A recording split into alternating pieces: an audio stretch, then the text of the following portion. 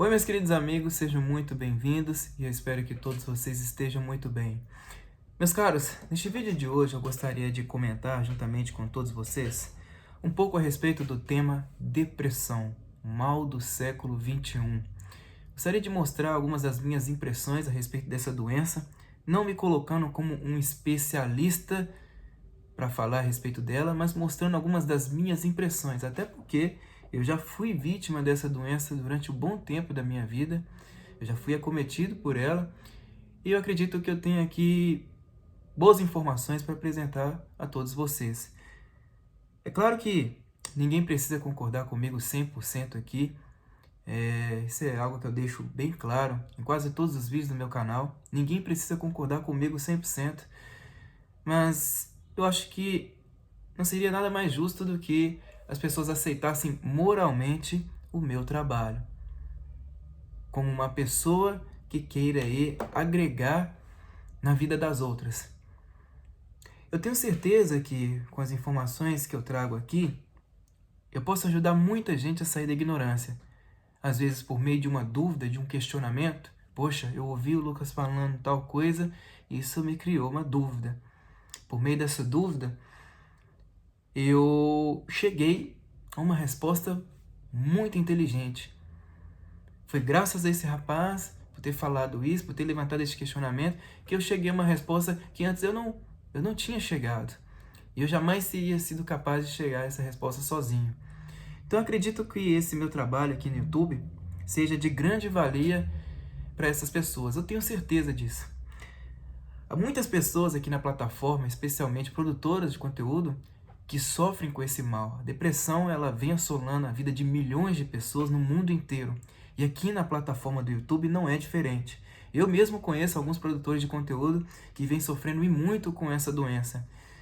Algumas evidências são claras, né? Muitos deixaram de produzir vídeos, deixaram de responder seus inscritos, acabaram apagando seus perfis, suas páginas, seja no Instagram, no Facebook, por aí vai, o que é uma coisa muito triste, né? Mas eu gostaria de mostrar as minhas impressões aqui a todos vocês e vou pedir encarecidamente que sigam a minha linha de raciocínio até o final. Depois que terminarem de assistir este vídeo, peço também que deixem aí no campo dos comentários a opinião de vocês, as suas impressões, que para mim também é muito importante. Vamos lá, pessoal. Em primeiro lugar, por que é que a depressão vem assolando a vida de milhões de indivíduos no mundo inteiro, especialmente no lado ocidental? Olha, eu, diante daquilo que eu já estudei, de tudo que eu já procurei, a melhor hipótese que eu posso apresentar a todos vocês é que a maior precursora dessa doença foi a cultura comunista. Poxa, Lucas, mas a depressão sempre existiu? Sim, de fato existiu, sempre existiu. Mas ela foi agravada nas últimas décadas graças ao papel dos comunistas que tiveram como principal intenção mudar os agentes principais da revolução. Os sociólogos frankfurtianos acreditam que tudo tenha se iniciado com eles. Horkheimer, Theodor Adorno, todos esses sociólogos, né, esses ilustres sociólogos, Jacques Derrida, ilustres que eu falo por conta da fama que obtiveram. Todos eles propunham uma sociedade totalmente desequilibrada, colocando as pessoas às margens da sociedade como novas agentes da revolução, chamado lumpenproletariado. Então, bêbados, ladrões, drogados, viciados no geral, prostitutas, loucos, esquizofrênicos, por aí vão, essas pessoas seriam as novas agentes da revolução. E foi o que aconteceu nas últimas décadas. Se tem algo muito característico da cultura comunista, especialmente de seus escritores, de seus idealistas, é que eles produzem coisas, escrevem textos, produzem livros, produzem artigos, sempre com a ideia de posteridade. Essa ideia aí de transformar toda a sociedade colocando as pessoas às margens como novas agentes da revolução, isso é uma coisa que vem lá da primeira metade do século XX, é muitíssimo antiga. Mas que deu muito certo, porque a esquerda sempre teve como característica produzir muita coisa. Ela sempre abusou e muito do ambiente cultural, em todos os aspectos. Sempre produziu muito. Quando se fala, por exemplo, da produção de livros, não produz um ou dois no máximo, não, produz vários, porque tem como principal objetivo reformular o imaginário popular. Foi o que aconteceu no meio dessa cultura de massa e que transformou toda a sociedade a ponto de chegar nesse estado de coisas que a gente vivencia hoje. Qual foi o maior problema de tudo isso? É claro que se você deixar todas essas pessoas aí como o foco da sociedade, com os principais agentes da sociedade, é claro que tudo tende a desmoronar. E eu acho que não seria nenhuma novidade se eu dissesse para vocês que nós vivemos sim num mundo totalmente doente, especialmente no lado ocidental. Doente em vários e vários aspectos. Vamos dar um exemplo claro aqui. Vamos pegar a rede social, o Instagram, que talvez seja a rede mais influente atualmente. Quando a gente abre ali o feed e se depara com as diversas publicações diárias, muitas coisas que nós encontramos ali são ilusórias, servem para nos enganar. Às vezes a gente encontra ali uma mulher perfeita, né? Parece que ela não tem nenhum único defeito ali fisicamente. Não parece que não tem nada de errado. Pele perfeita, olhos perfeitos, cabelos perfeitos. Tudo isso para criar na gente o quê? Uma ilusão. É isso? A gente encontra ali um influenciador publicando um vídeo, uma foto, desfrutando ali todo tipo de luxo que o mundo pode oferecer, e a gente fica se sentindo um miserável, um nada. Poxa, eu queria ser igual esse cara, né? As meninas aí no caso, né? Eu acabei de citar o exemplo das mulheres que parecem perfeitas. As meninas também se sentem ali, elas ficam afetadas de certo modo. Poxa, eu queria ter o cabelo dessa mulher, eu queria ter a pele dessa mulher, eu queria ter a jovialidade dessa mulher. Então é uma cultura de massa que provoca inúmeras ilusões. Só da gente ficar nessa idealização, que de fato todas essas imagens, esses contextos provocam na gente idealizações, tudo isso cria uma frustração muito grande, a ponto de fazer com que o nosso cérebro interprete a nossa própria realidade como sendo vazia perto da realidade de outras pessoas. E se tem algo que é típico do brasileiro, vamos focar aqui um pouco no Brasil. Se tem algo que é típico do brasileiro, é tentar copiar um padrão, um estilo de vida de uma pessoa que é abastada financeiramente, por aí vai. O brasileiro ele sempre tenta copiar. Só que ele não consegue compreender, às vezes compreende, mas se esquece por alguns momentos. Às vezes ele não coloca na cabeça dele, de fato, que o rico, a pessoa que é abastada financeiramente, ela consegue desfrutar de mais recursos do que ele. Então o que ele faz? Eu vou tentar copiar a imagem que esse rico passa para mim, mas de acordo com os meus próprios recursos. E aí ele vive dentro desse aspecto ilusório. Se tem uma coisa que é muito comum no Brasil hoje, por exemplo, é uma pessoa passar meses trabalhando, ou até mesmo anos, recebendo um salário mínimo, focado em comprar um celular da moda. Às vezes deixa de comprar um remédio para a própria mãe, às vezes deixa de pagar pensão, às vezes deixa de pagar as contas de casa, mas tudo para ter o quê? O celular da moda e conseguir atingir um status social magnífico, não é isso? Para poder impressionar outras pessoas. Porque ele sabe que aquele telefone, aquele instrumento, aquela ferramenta, pode lhe dar muito status. Aquilo ali faz com que ele tenha, mais ou menos, a mesma imagem que de um rico. Só que ele não consegue, ou às vezes deixa de perceber, que a realidade dele é muito inferior. Inferior no sentido econômico, tá, pessoal? Só que a vida dessas pessoas que são menos abastadas, ela tende a mostrar a elas o quê? que elas não são tão abastadas assim. E durante esses momentos de choque, onde a realidade vem e se apresenta da maneira mais nua e crua possível, são justamente nesses momentos que essas pessoas se frustram e acabam se voltando para a própria realidade. E é aí que se frustram ainda mais. Então essa cultura de massa, ela vem não para deixar as pessoas apenas iludidas. Não é isso. São ilusões que provocam frustrações e às vezes decepções que podem fazer com que as pessoas se enxerguem como meras miseráveis mesmo. Eu sou incapaz, eu não tenho isso, eu não tenho aquilo, eu não posso. Mas fulano pode. Por que fulano pode e eu não? A coisa hoje está tão grave que, se antes nós tínhamos influenciadores que tinham um QI, por exemplo, maior do que a média na sociedade, hoje quanto mais idiota é um indivíduo, mais ele é merecedor de sucesso.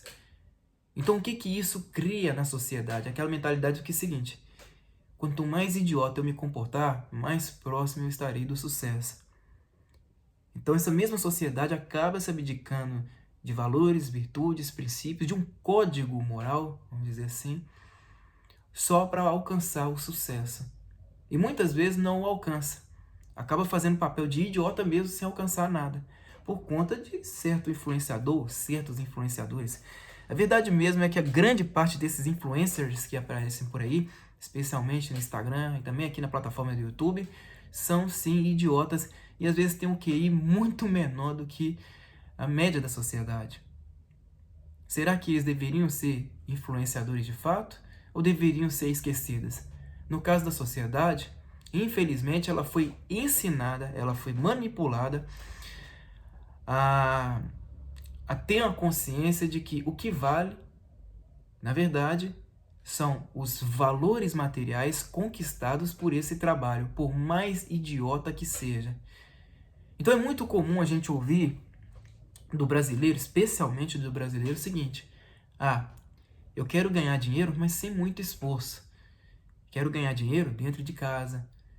Eu quero um trabalho que seja objetivo, que não me que não cobre tanto da minha pessoa, que não faça aí com que eu tenha a obrigação de me esforçar tanto assim, que é algo que eu faço dentro da CLT. Quero um trabalho que me dê tranquilidade, que me dê paz, que me dê tempo para eu poder aproveitar as coisas da vida. Isso porque ele foi ensinado, ele foi manipulado a enxergar que tudo isso é possível diante de pouquíssimos esforços, principalmente por meio desses influenciadores. Então nós estamos sim numa cultura de massa que é sim idiotizante e acaba fazendo com que as pessoas vivam diante de um mundo de extremada ilusão. Esse é o primeiro ponto. Poxa, Lucas, mas a depressão, ela pode ser decorrente de vários fatores. Sim, de fato. E eu vou entrar em outros fatores aqui como exemplo para vocês, mas eu gostaria de seguir etapas para que vocês consigam aí compreender bem a minha linha de raciocínio. Se nós já temos uma cultura de massa idiotizante e totalmente ilusória, o que será então de outras coisas? O que será que elas podem nos provocar? O que a esquerda fez ao longo dos anos, a gente pode falar que é coisa de gênio mesmo. De gênio, tá? Remodelar o imaginário social é algo que requer muito tempo e que requer muita produção cultural. E foi o que a esquerda fez com os livros, com as músicas, com os filmes, as séries, etc, etc. Tudo isso remodelou o imaginário popular, fazendo com que as pessoas hoje sejam, na maior parte delas, adoentadas. Poxa, é muito difícil, de verdade, para a pessoa não se sentir influenciada lendo um livro, assistindo a um filme, uma série, é muito difícil ela não se sentir influenciada, a não ser que ela já tenha ali todo um acervo, sei lá, cultural, lexical, para conseguir analisar aquilo ali de longe, falar, legal, o filme é assim, assim, assado, mas ele não vai me influenciar. Mas quando você entrega isso para uma sociedade que é de maioria ignorante, né, que nunca lidou com instrumentos de estudo sobre comunismo, sobre como que é o trabalho da esquerda parte por parte, que é muito difícil mesmo, né, você estudar isso, mas o pouco que a sociedade ali, sei lá, soubesse sobre como que funciona a cultura comunista, ela não seria tão influenciada assim. Hoje, se você fala para uma pessoa sobre o trabalho de Gramsci, o trabalho dos sociólogos frankfurtianos, o que as universidades fizeram, as escolas, as instituições no geral fizeram com o imaginário popular, se você fala isso para as pessoas, elas levam isso como conspiração. E muitas vezes elas ficam perdidas no meio do caminho. Será que isso é verdade? Isso deve ser loucura. Isso aí deve ser algum tipo de discurso ideológico. Isso não está escrito nos livros, mas está tudo muito bem documentado. Então você já tem aí um povo que tudo que consome já é pronto, já é escolhido a dedo. E quando você apresenta um material diferente, ele leva aquilo como um material conspiratório. Ah, não, você está tentando mudar a minha realidade. Só que eu sou dono de mim mesmo, né? Eu sou cheio de mim mesmo e não preciso de ninguém para tentar me falar aquilo que é verdade, aquilo que não é. Claro que isso é uma prepotência muito grande, mas a gente não tem como culpar essas pessoas, porque elas já nasceram dentro desse meio cultural. Eu mesmo nasci dentro desse meio cultural. Eu acredito que todo mundo que tenha nascido dos anos 60 para cá foi vítima desse trabalho genial da esquerda. E é por isso que nós temos, sim, uma sociedade quase que... uma sociedade adoentada quase que em sua totalidade, ok? Então é claro que em outros aspectos tudo tende a cair, tudo tende a ficar sob ruínas. Se tem algo que leva muitas pessoas ao quadro clínico de depressão, é o relacionamento. Por que logo o relacionamento? Olha, pessoal, de fato, sempre foi muito difícil a vida a dois. Sempre foi muito difícil. Claro, você vivendo com a pessoa debaixo do mesmo teto ou não. Isso é uma coisa muito bem documentada. Eu acredito que até mesmo a Bíblia fala muito bem a respeito disso. A Bíblia ensina muita coisa sobre como viver uma vida a dois, uma vida de um relacionamento, né? Mas sempre foi muito difícil. Hoje, o que acontece com a interpretação das pessoas? É uma interpretação totalmente deformada, graças à produção cultural. Se a gente pega para analisar, a maior parte desses romances que existem hoje são romances bobos e pueris, que não tem muito a ver com a realidade, né? Eu acho que vocês conseguem confirmar isso muito bem, né? Especialmente nos filmes. A gente vê, né, aquelas paixões que chegam a ser tão pueris, né, um se entregando ao outro de uma maneira tão fantasiosa, que acaba que as pessoas tentam vivenciar essas experiências na realidade, quando tudo aquilo ali não passa de uma produção cinematográfica, pode ser uma produção de um livro, aquilo não passa de uma produção cultural. Não quer dizer que aquilo vai se encaixar perfeitamente com a realidade, até porque nós, como indivíduos, temos pensamentos divergentes. Você imagine só, por exemplo, um cara totalmente devoto a uma mulher. Com aquela devoção que se passa nos filmes, por exemplo, nem a mulher suporta. Nem a mulher ia suportar esse cara. Poxa, o cara se entrega pra mim 24 horas por dia, é uma coisa chata, é uma coisa... Ele não me dá paz, ele não me dá tranquilidade, eu não consigo nem sequer respirar. Ele tá querendo me dominar, ele tá me tirando a paz. E muitas mulheres se sentem atraídas por esses filmes, né? E às vezes ficam vislumbrando isso também na realidade, mas quando encontram um indivíduo assim, ele é chato, ele é pegajoso, ele não larga do meu pé. Mas é um efeito contrário, Lucas. Exatamente. Mas é um efeito contrário porque as pessoas não se dão conta de que toda essa produção cultural serve para iludi-las. E essa ilusão, às vezes elas tentam encontrá-la na realidade e acabam se frustrando. Poxa, pessoal, o que a gente vê, especialmente nas produções culturais de hoje, tem que ser deixados apenas na produção cultural, não pode ser colocado na nossa realidade. Porque um indivíduo muito bem formado, muito bem esclarecido, ele precisa saber distinguir e assimilar muito bem as coisas antes de experimentá-las. Por exemplo, você está lá com a tua namorada assistindo um filme de romance. Aí aparece lá um ator bonitão, uma atriz bonitona, tal. E você vê aquela paixão no filme, né? Aquela coisa totalmente melosa. E aí sua namorada fica surpreendida. Poxa, eu queria viver isso daí e tal. Será que é possível? Você, como homem que está assistindo aquele filme, você para pensar, é possível você viver aquilo com a tua namorada? Não, é uma paixão de filme. É uma paixão ali, é uma produção cultural que só serve para os filmes. Não, Lucas, mas eu já vi coisas assim, assim, assado. Não existe, pessoal. Porque nós somos seres humanos e temos divergências. Não existe relacionamento perfeito, não existe amor perfeito, não existe nada que dura bem para sempre.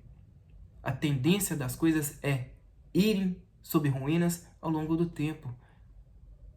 Tudo está fadado a isso. O amor pode se esfriar, é isso? O valor pelo próximo, tudo pode se esfriar, tudo pode se esfriar. Então a gente não pode ser iludido por essas coisas, mas é o que acontece na sociedade hoje. Então muitas dessas paixões acabam se tornando o quê? Doentias. Eles se espelham nos filmes, etc, etc. Acabam tentando aplicar na realidade, aí acabam, infelizmente, se tornando em coisas doentias. Aí termina em agressão, é isso? Vira casos de polícia, para nesses jornais aí, alertas da vida. Porque as pessoas muitas vezes não conseguem assimilar a verdade. Não conseguem fazer uma distinção básica da realidade. Enfim, se fôssemos para falar então das ilusões e desilusões amorosas que podem levar à depressão, eu acredito que muita coisa tem a ver, sim, também com o papel cultural, essa cultura de massa que é enganadora mesmo, tá?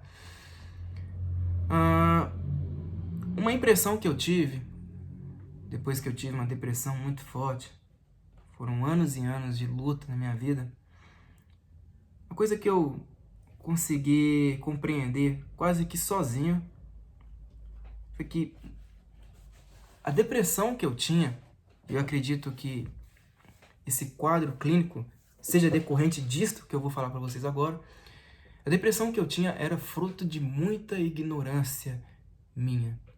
Eu não conseguia compreender muito bem a realidade ao meu redor. Por conta daquela minha experiência de garoto, uma pessoa que tinha acabado de entrar na fase adulta, eu vivia dentro de um mundo muito miúdo, muito pequeno. E eu achava que aquele mundo ali era o mundo todo, mas era apenas o meu mundo. Eu não tinha informações suficientes para distinguir as coisas. Então, muito do que eu pensava era, na verdade, fruto da minha própria ignorância. Então, eu exigia que as coisas fossem do meu jeito. Muitas coisas. Eu entrei em depressão, pessoal. Não vou aqui me atentar aos detalhes, mas eu entrei em depressão por conta de uma decepção amorosa. E eu queria que aquela coisa ali desse certo, mas que fosse do meu jeito. Por quê? Porque o meu mundo, a forma que eu interpretava o mundo, era miúda demais. A minha perspectiva era totalmente deformada, debilitada. E se vocês aí me perguntarem sobre a influência cultural na minha vida na época, eu posso responder que claramente era muitíssimo forte. Vivia acompanhando filmes, séries, essas produções em geral, e eu tentava me inspirar em todas essas coisas, quando na verdade era apenas uma mera fantasia. Não tinha como dar certo. Então, chegou o seu tempo, depois de muita terapia, depois de muita conversação, depois de muita sugestão, né, depois de muitos conselhos dos meus amigos, de pessoas próximas, chegou o tempo que eu percebi o seguinte: olha, nada disso vai adiantar, porque existe um bloqueio na minha mente diante de tudo isso que as pessoas estão dizendo para mim. Existe um bloqueio mental em mim que é muito forte, que é muito grande. Nada vai adiantar. E aí eu me dei conta de que é o seguinte: eu preciso compreender melhor a realidade à minha volta. E como eu vou fazer isso? Estudando. Eu encontrei a minha liberdade, eu consegui me livrar dessa doença por meio dos estudos. Lucas, mas como que você pode sugerir isso para um depressivo que não tem vontade nenhuma da vida mais? Eu não estou sugerindo nada. Eu só estou aqui mostrando as minhas impressões. Foi o que eu fiz. Eu também não tinha vontade de nada. Tudo estava à beira do impossível mesmo. Tinha dia que eu sequer queria me levantar da cama. Falei, bom, não tem chance. Eu não tenho esperança. Mas veio essa luz para mim. A luz de que eu não compreendia muita coisa. Eu queria compreender. Porque eu sabia muito bem, lá no início, que se eu compreendesse muitas coisas, eu poderia sim me livrar da depressão. Eu acredito que a depressão, assim como eu falei, assim como eu já deixei bem gravado aqui, eu acredito que o quadro clínico de depressão, muitas vezes ele é decorrente do quê? Da ignorância. E a gente pode driblar essa ignorância de diversas maneiras. Lendo livros, consumindo conteúdos aí edificantes e até mesmo experimentando por meio do amor próximo. Certa vez eu assisti a um vídeo do falecido professor Olavo falando que muitas vezes você supera a depressão, a timidez, essas coisas todas que travam a nossa vida de fato, por meio do amor próximo. Essas experiências, o que elas nos dão? Será que é um sentimento de satisfação apenas? Não, não é apenas o sentimento de satisfação. A gente enfrenta o quê? A debilidade do próximo. A gente enxerga a debilidade do próximo e aí surge em nós um sentimento de piedade. E eu acredito que esse é um dos papéis mais memoráveis da cultura cristã, da conduta cristã. O sentimento de piedade pelo próximo é algo magnífico, que a gente só consegue experimentar por meio do amor próximo. Muitas vezes nós nos deparamos com indivíduos ali com dificuldade na sociedade. Infelizmente a gente tem aquele péssimo julgamento, é o seguinte: ele está fazendo isso porque ele quer me enganar, ele está querendo pegar meu dinheiro, mas ele quer me enganar, ele quer beber, ele quer fazer isso, ele quer fazer aquilo, ele não vai usar esse dinheiro para comida e tudo mais. Às vezes brota isso na nossa consciência, mas por quê? Porque a nossa conduta cristã está debilitada. Ora, se um indivíduo chega ali com toda a coragem do mundo, com toda a destreza para te pedir dinheiro, por que você tem que logo ralhar com aquele indivíduo? Está ali pedindo algumas moedas para você? Mas ele vai beber com esse dinheiro. Deixa que beba. Você quer dar ali lições paternais na vida desse indivíduo com 3, 4 reais que você der a ele? Não faz nenhum sentido. A partir do momento que você aí cria, você molda a sua conduta cristã, você deixa todos esses julgamentos de lado. Deixa que beba. Eu não vou aqui dar lições de moral na vida dele sobre como ele tem que administrar esses 3, 4, 5 reais que eu dei a ele. Ele vai beber, deixa que beba. Pode ser que, no fundo, brote nele uma consciência humana e pensar o seguinte: poxa, aquele cara ali me deu 5 reais de bom grado e não me julgou. Eu não vou beber, eu vou pegar esse dinheiro e vou fazer uma coisa melhor. Eu não vou beber, vou comprar comida mesmo. Vou comprar ali um salgado, eu vou comprar um suco, né? Eu vou encher minha barriga em vez de me estragar. Pode ser que exista isso, pode ser que aconteça isso. Por que logo você tem que vir com aquele porco julgamento que a pessoa vai usar esse dinheiro para beber?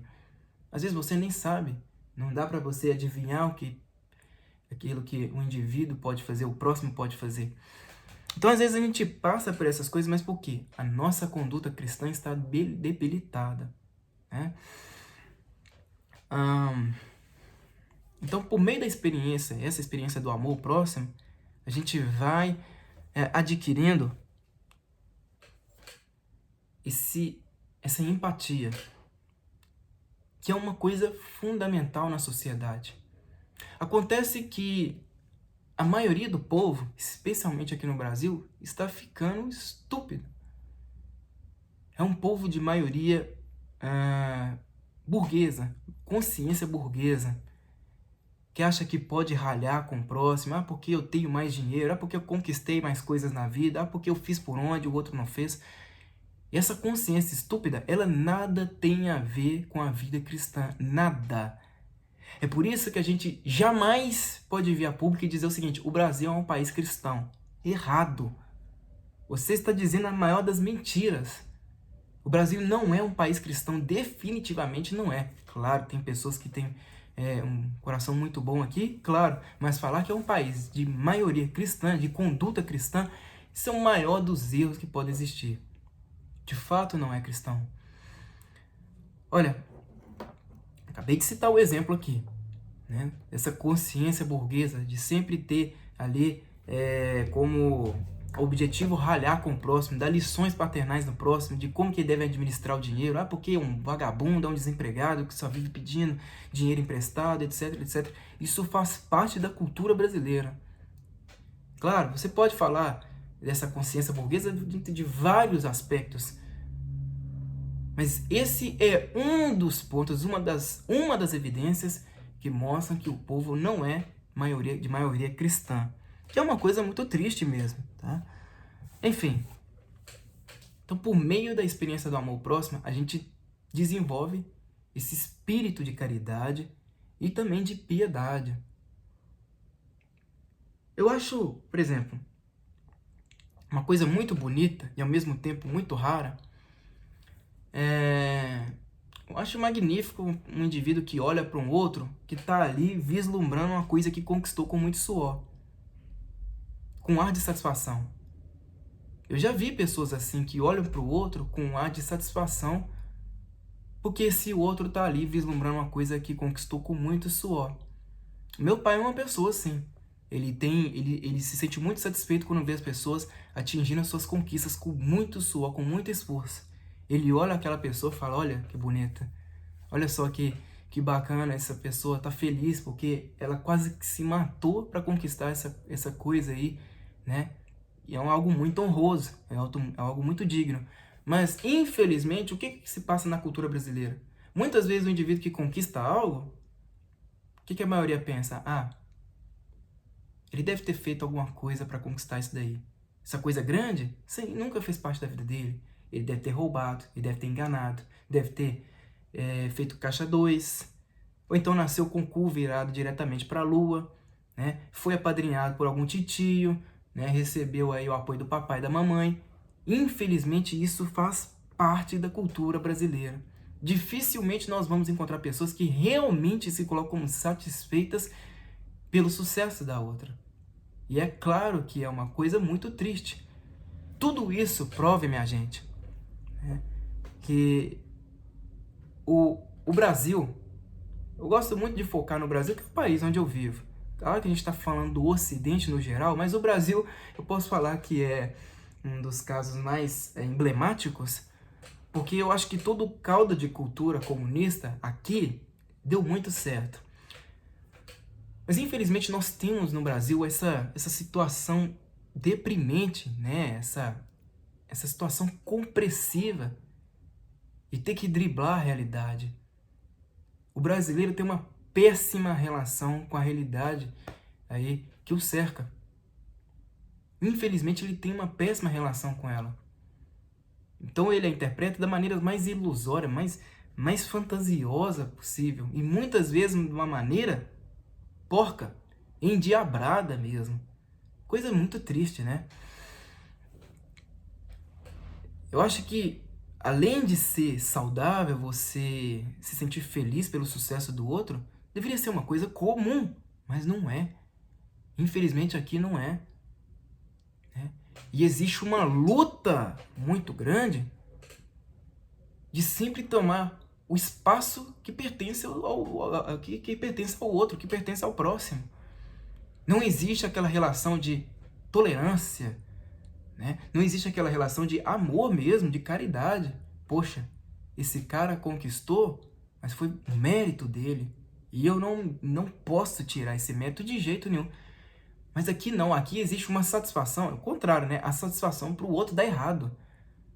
É uma satisfação pela desgraça do outro, pelo erro do outro, pelo sofrimento do outro. É claro que nós estamos diante de uma cultura endiabrada, gente. Uma coisa totalmente maléfica mesmo. Uma coisa que faz com que nós, brasileiros, estejamos aí numa vida, vamos dizer, no modo difícil. Parece que a gente enfrenta a vida todo santo dia no modo mais difícil que um ser humano pode viver aí no planeta. O Brasil é um país assim. É extremamente complicado você viver diante desse cenário. Enfim.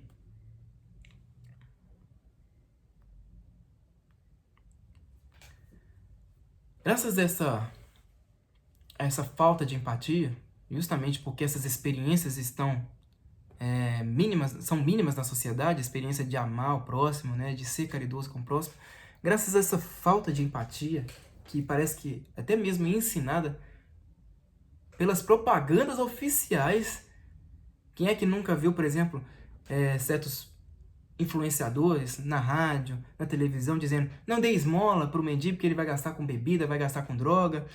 Graças a esses ensinamentos que são oficializados e passados para a população, né, e que vão ganhando proporções gigantescas ao longo do tempo, graças a tudo isso que é promovido pelo governo, né, e também por esses opinadores públicos, essas grandes influências que existem por aí, os diplomados no geral, nós temos uma população que vive uma situação totalmente decadente.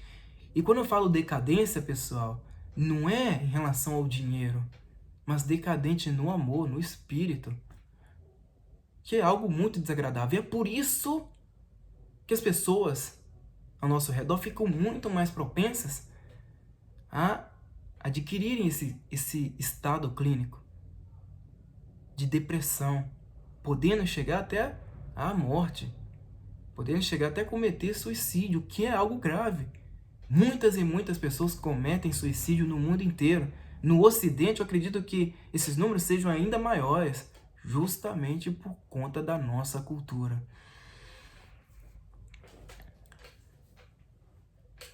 Uma coisa que eu aprendi, especialmente diante dessa doença que eu tive durante um bom tempo na minha vida, é que por meio desse olhar de piedade pelo próximo, de sempre olhar o próximo com muita vulnerabilidade, assim como eu também sou um sujeito vulnerável, através desse olhar, de sempre enxergar o próximo como mais fraco, como uma pessoa que precisa de ajuda, como uma pessoa, um semelhante mesmo, que tem tantas dores, tantas tristezas, tantos sofrimentos quanto eu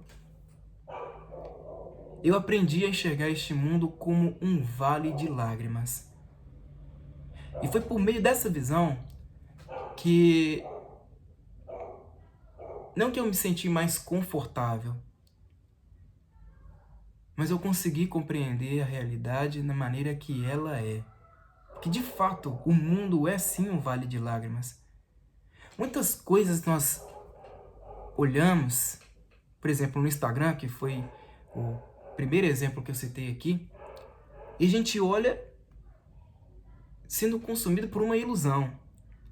Mas muitas vezes não paramos para pensar naquele produtor de conteúdo que parece estar vivendo uma vida de luxo, que parece estar desfrutando de todas as coisas perfeitas que o mundo pode apresentar, mas muitas vezes nós não conseguimos nos colocar no lugar dele.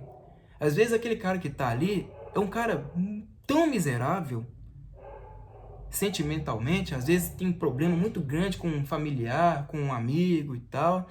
Às vezes o cara é tão miserável que a única forma dele se livrar, de certo modo, de sua própria miséria,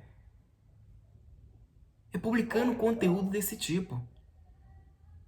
Conteúdo de cunho fantasioso. Então, às vezes, a pessoa que está ali acompanhando esse produtor, assim, com aqueles olhares, assim, atônitos de satisfação, poxa, eu quero ser igual a esse cara. Às vezes, aquela pessoa que está acompanhando esse produtor é muito menos miserável do que aquele próprio produtor que está ali mostrando fantasias, coisas extremamente fantasiosas. Poxa, Lucas, chega a ser até um paradoxo. E de fato é. Até porque nós somos seres humanos. Somos seres de carne e osso. E todo mundo tem aí um sofrimento, ainda que velado. Mas todo mundo tem um sofrimento dentro de si. Tem uma dor dentro de si. Ou várias dores ao mesmo tempo. Isso só depende do quê? Do quanto a gente é resiliente para suportá-la. No dia que eu me dei conta disso, dessa fragilidade que faz parte da minha vida e da vida de todo mundo ao meu redor, foi aí que eu compreendi, poxa, eu estou no lucro. Eu e todo mundo. Porque veja só, dando certo ou não na vida, nós já somos vencedores. Embora sejamos fracos, somos vencedores. Ah é, Lucas? E de onde você está tirando isso? Tiro isso daquele que me fortalece todo santo dia. Segundo ele próprio, todos nós estamos justificados. Estamos justificados. Isso quer dizer que nada que acontece neste mundo tem valor, tem significado. Porque a justificação já foi feita por ele naquela cruz, naquele madeiro. E ele se apresentou ao Pai e foi a nosso favor. Ele nos apresentou como testemunha e nos justificou perante o Pai. Tudo o que tem que acontecer nesse mundo é mera ilusão. Alegria, tristeza, conquistas, derrotas é mera ilusão. Porque todos nós vamos chegar a um ponto da vida que nós vamos pensar da seguinte maneira: é hora de partir, é hora de eu ir embora. Tudo vai ficar, mas eu não. Eu vou embora e não vai restar mais nada meu aqui. A partir do momento em que você enxerga o próximo com esse olhar, com esta visão, aí sim você começa a adquirir o mínimo de sabedoria para conseguir viver. E fora isso, você nunca vai ter inteligência suficiente para entender como que são os planos de Deus, pelo menos de uma maneira bem sintetizada, bem sucinta. Porque de fato nós nunca vamos entender os planos de Deus em sua totalidade. Mas se você não tiver esse mínimo de visão, nada adianta.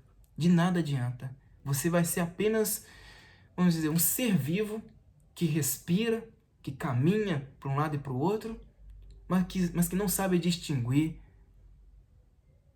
a substância desta vida. Não sabe assimilar essas coisas. O que é real e o que é irreal. O que é valioso e o que não é. O que tem importância e o que não tem. Nós somos passageiros e nós estamos fadados a tudo. Desde sempre foi assim. Desde a época do Éden, quando o homem cometeu o pecado original. Vocês podem levar essa história como parábola ou não, mas desde aquela época toda a humanidade esteve fadada a tudo. E Deus, no meio dessa história toda, não teve isso aqui de culpa, ó. Porque o homem, ele é assim mesmo. Ele comete transgressões, ele é mau. Ele tem a sua natureza adâmica. Essa natureza veio lá do pecado original. Como é que nós vamos estar longe disso tudo? Claro que nós não somos pecadores mais. Porque o próprio Cristo disse, do pecado não me lembrarei mais. Nós somos justificados no madeiro. Não existe mais pecado. Mas nós transgredimos por meio da carne. E tudo que acontece por meio da carne é normal. Muitas vezes no dia a gente comete esses erros porque a carne ela fala alto, sim. O nosso coração ele é cheio de maldade. E eu truco qualquer pessoa que vem aqui dizer que não tem maldade no coração. Todos nós temos. Eu não digo que depois que eu encontrei essas informações, eu me senti mais confortável, não. Pelo contrário. Eu fiquei com mais vontade ainda de aprender as coisas. Sofri mais ainda. Quando eu entendi que eu estava diante de todo esse cenário, quando eu tive uma visão muito mais ampla de mundo, foi aí que eu sofri mais. Eu pensei, poxa, aquela depressão que eu tinha, aquilo era pouco perto desse universo de estudos meu. É pouco. Porque agora sim eu estou lidando com a realidade da maneira que ela se apresenta. Mas eu preciso o quê? Ter força. A pessoa que tem como base um estudo sincero e tenta conversar com Deus, também de maneira sincera, confessando seus próprios erros, dizendo que sofre, dizendo que tem dores, dizendo que tem medo. A pessoa que faz isso, ela tem um mundo nas mãos. E ter o mundo nas mãos, eu digo, não é a melhor coisa do mundo. Às vezes você vai sofrer mais do que a maioria. Por isso que geralmente, quando a gente fala a respeito de estudiosos, a primeira coisa que vem à nossa mente é o quê? É uma pessoa que sofre mais. Por quê? Ela conhece mais, uai. Então é claro que ela vai sofrer. Então aquela depressão minha era pouco. A depressão foi apenas um estopim para eu alcançar a sabedoria. Claro que tem muita coisa que eu preciso estudar ainda. Claro que eu preciso. Mas eu consegui atingir a sabedoria em diversos níveis, em diversos aspectos, por meio da própria depressão. Fugindo dela por meio dos estudos. Foi o que eu fiz, foi a minha decisão que vem dando muito certo até então.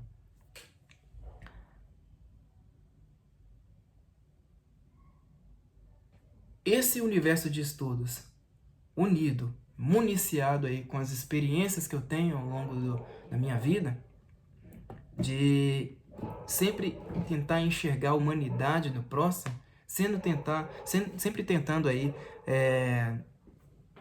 olhar pelo próximo como um bem muito mais valioso do que minha própria vida, vivenciando essas coisas, eu posso dizer que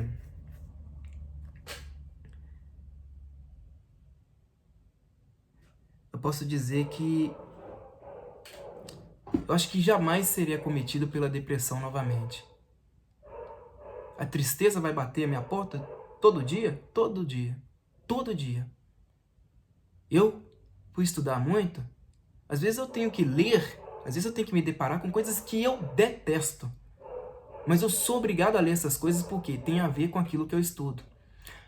Eu vou dar um exemplo claro para vocês aqui. Não sei se vocês se lembram do caso do Paulo Pavese, mas aquele caso é um caso trágico, horrendo.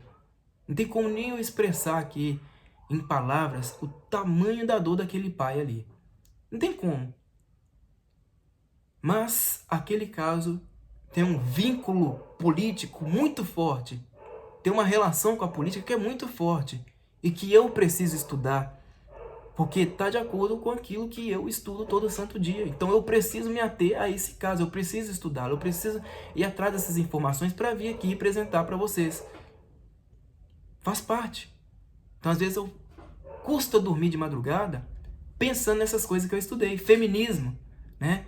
Quando eu parei para ler ali algumas autoras clássicas do feminismo, propondo ideias de sociedade, por exemplo, mãe podendo transar com filho, filho podendo transar com mãe, aquela coisa toda, que deveria ser assim, prática do incesto, porque tem que ter, tem que criar úteros artificiais, essas coisas todas.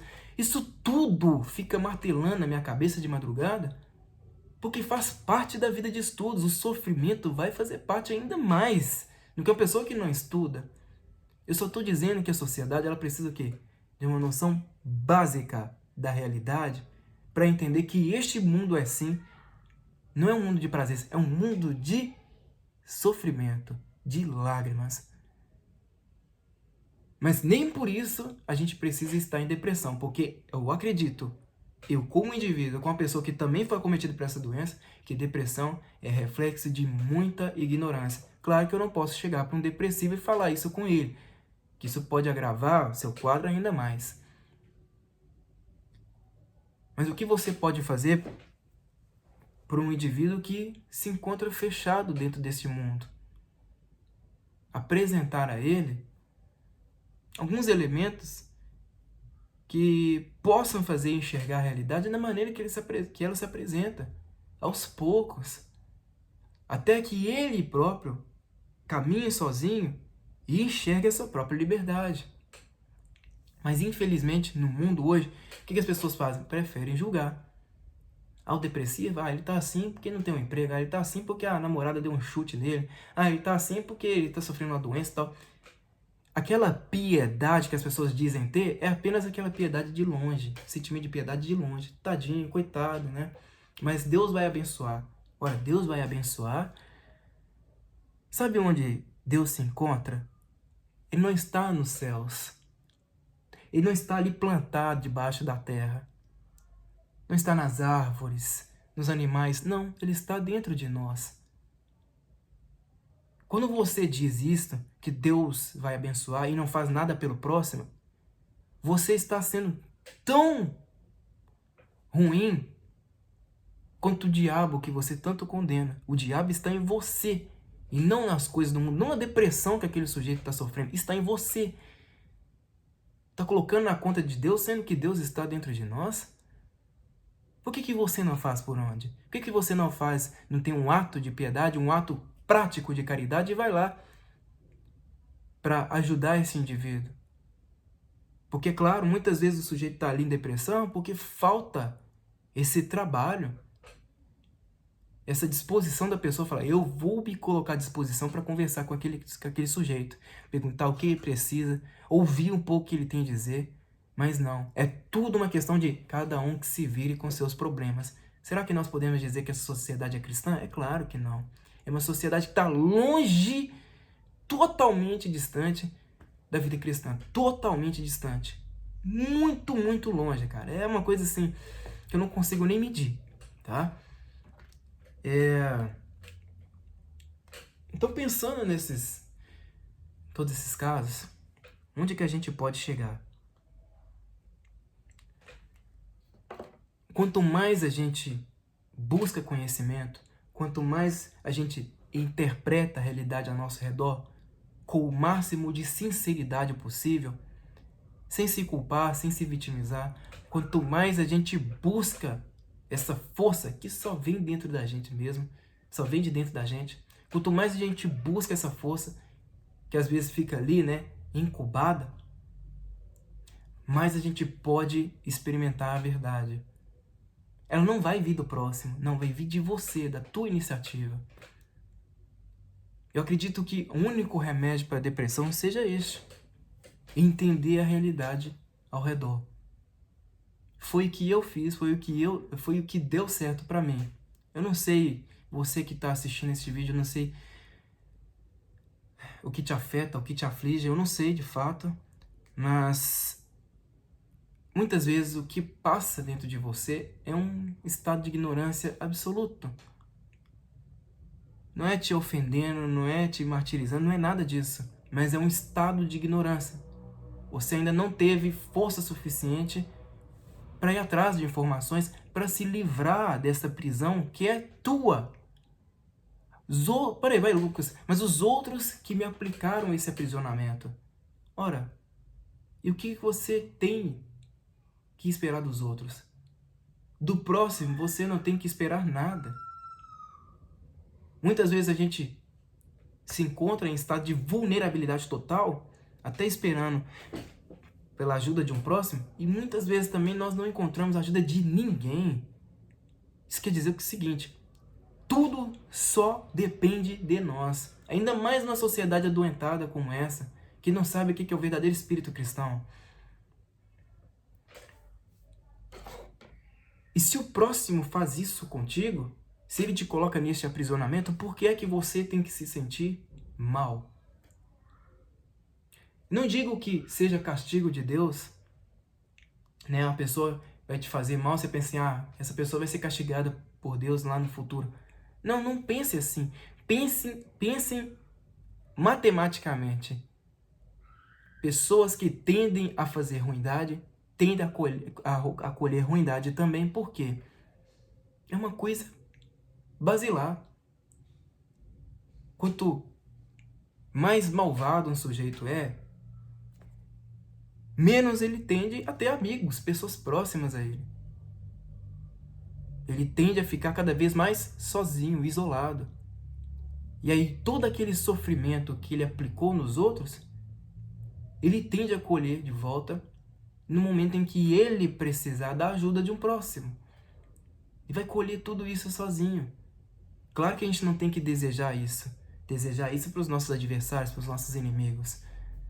Mas é uma coisa basilar. É matemática pura. Então por que é que você tende a colher o sofrimento que aquela pessoa está aplicando sobre você? Me chamou de safado, me chamou de vagabundo, de usurpador, me chamou de canalha. Poxa, você vai se sentir afetado por uma pessoa que você mesmo sabe que não tem substância alguma? A partir do momento em que você se coloca ali equiparada àquele adjetivo que aquela pessoa lhe deu, você está se igualando a ela. Você tá falando o seguinte: eu aceito o que você está dizendo porque eu te valorizo. Eu valorizo tudo aquilo que você fala ao meu respeito. Então você está aceitando tudo aquilo que ela está dizendo sobre você. Você virou amiga dela automaticamente. Porque você está concordando com aquilo que ela está fazendo contigo. E como é que você lida com esse tipo de adversidade? Muito simples: ignorando. Tendo piedade por essa pessoa que tenta te afetar de certo modo. Me chamou de desgraça, me chamou disso e daquilo. Poxa, eu tenho pena desse sujeito, mas eu vou sempre estar aqui para auxiliá-lo, porque eu sei que ele precisa muito mais de ajuda do que eu. Se a sociedade tivesse essa consciência, em vez do julgamento pronto, me chamou de desgraçado, eu tenho que retribuir, eu tenho que fazer maldade com ele, etc. Dar uma resposta 3, 4, 10 vezes pior. Se a sociedade tivesse uma consciência diferente desta, em vez de achar que tem que julgar tudo, que sempre tem que se sentir melhor, aquela que é simplesmente prepotência mesmo, nós teríamos uma sociedade muito mais saudável, muito mais favorável para se viver.